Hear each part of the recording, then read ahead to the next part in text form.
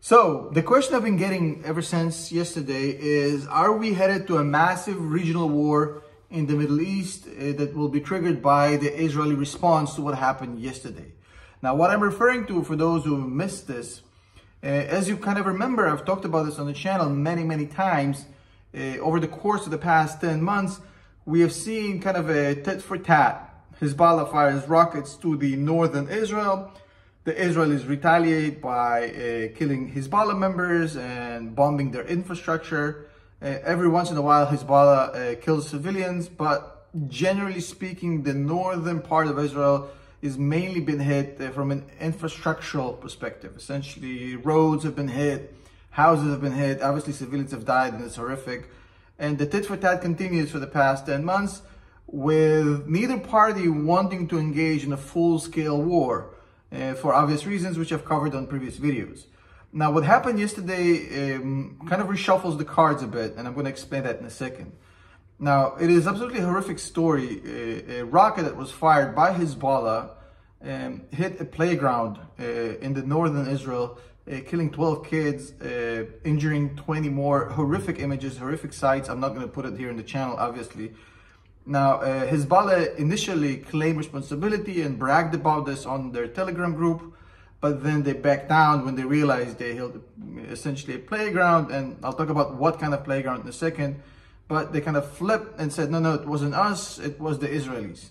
Essentially, it was such a horrific attack that a lot of people are concerned right now that it's going to lead to a very harsh response from the Israelis towards Hezbollah, towards Lebanon.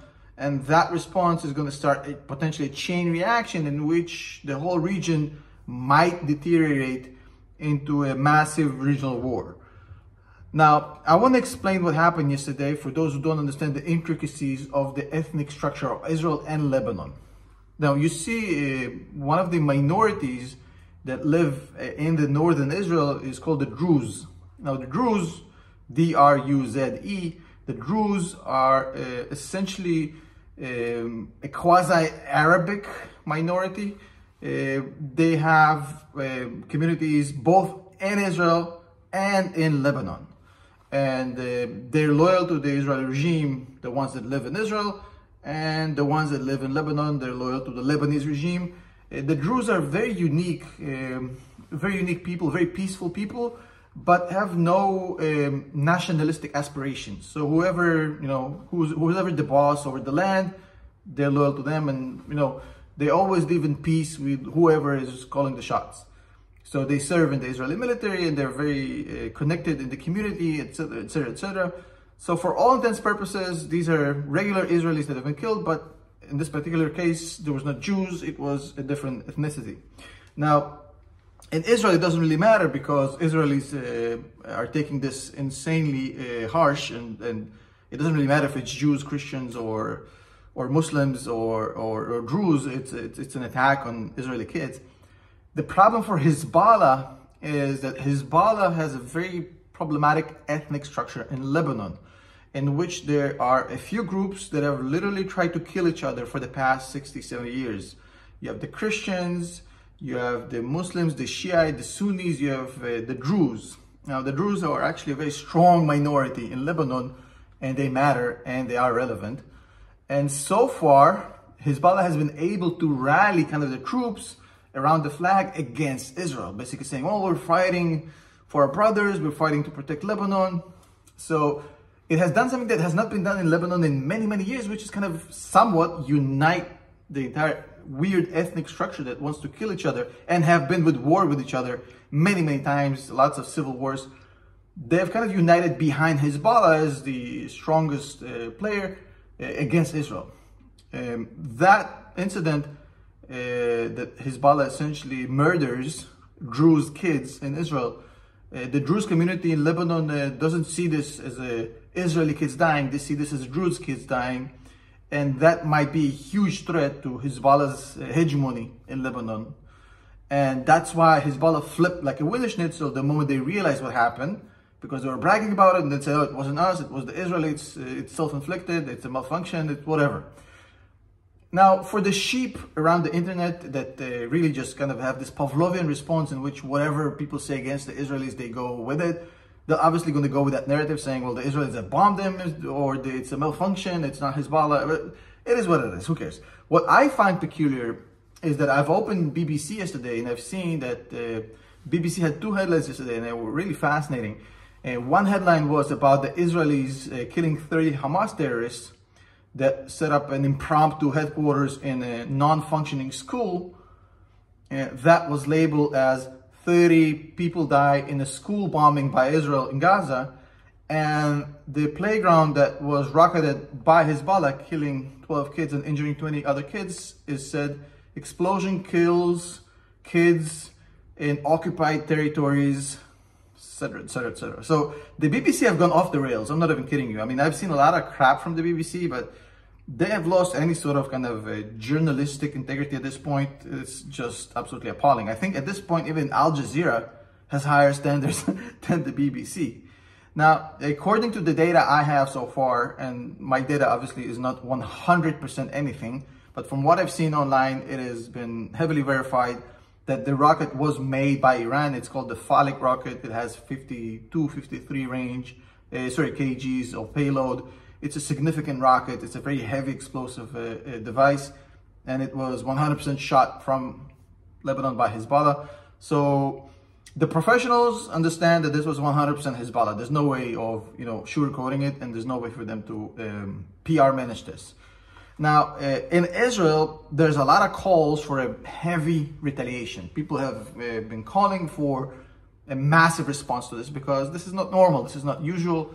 And, while they can contain to an extent the tit for tat, and even though that's kind of problematic, but, this is something that people just can't contain, and they're calling for a harsh response. The Israeli government came out and said, oh, the response is going to be very harsh. We're going to basically break their bones, etc., but we're not going to start a regional war. And that tells you everything you need to know about this response.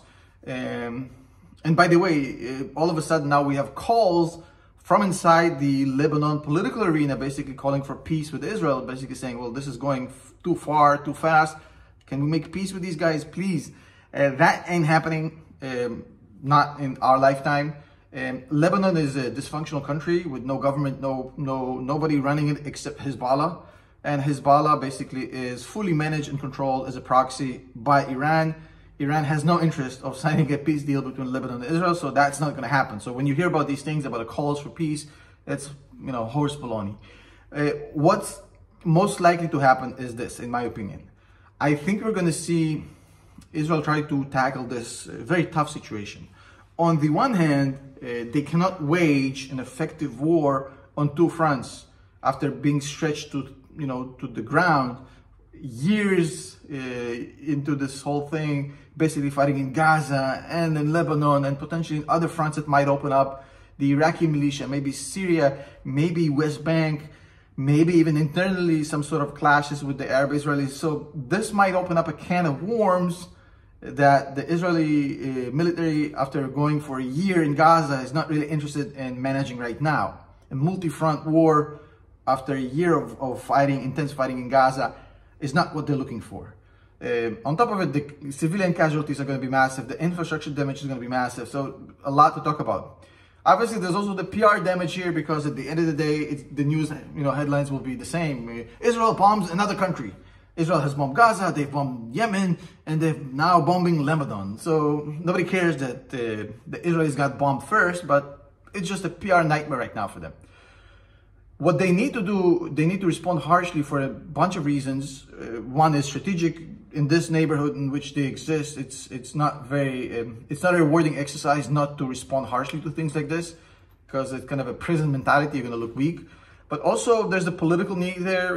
At the end of the day, the political survivability of the current Israeli government depends on their ability to show strength at this juncture, because kind of a lackadaisical response to this is going to be very detrimental to the political aspirations to everybody who's in the government right now. So they have to show force, and they have to cause damage and to show a harsh response, but not to the extent where it leads to a full-blown war which will most likely end up in this, in my opinion, my uneducated opinion.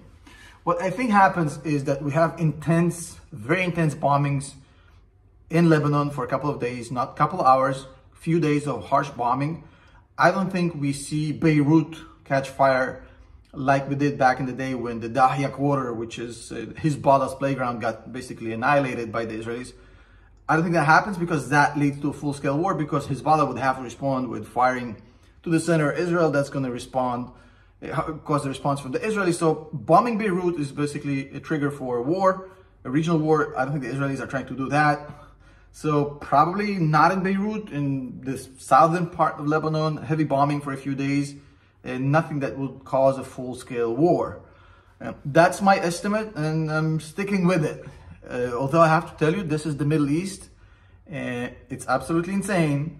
And the level of certainty anybody can have about anything in the future in the Middle East is pretty much zero. So anything can happen. You know, don't curse me out if literally the opposite of what I said happens. That's what I think is the most likely scenario. Okay? Hope this was helpful. Thank you very much. Enjoy the rest of the day. Later.